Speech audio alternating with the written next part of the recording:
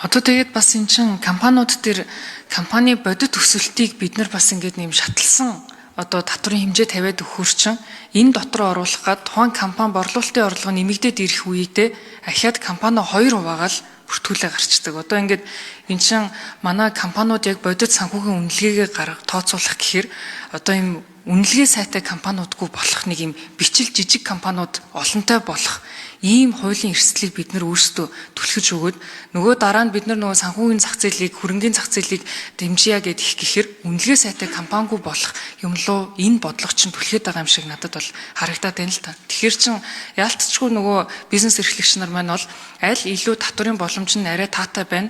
Тэр утгаар нь бол хараад ахаал нэг компани гаргаад үйл ажиллагаа жижигрүүлэл явж штэ. Тэгэхээр тэрийг бид нар яаж тооцож байгаа юм? За асуурын гавь гишүүн асуултсоо.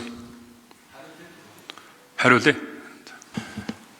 За энэ дундуур сая бид 15% шатлал оруулж өглөө шүү дээ. Одоо аж ахуйн нэгжийн орлогын хамтрал 10, тэгээд дараагийн шатлал нь 25 байсан байхгүй юу? Тэгээд хэтэрхийн өндөр ийм гаптай байхаар эргээгээд нөгөө компаниудаа задлах асуудлууд их гардаг.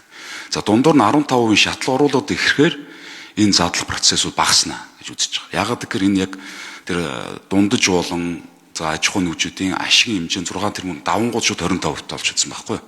А дундуур нь 15% шатлал ороод ирэхээр цаашдаа задрах процесс бол багаснаа гэсэн.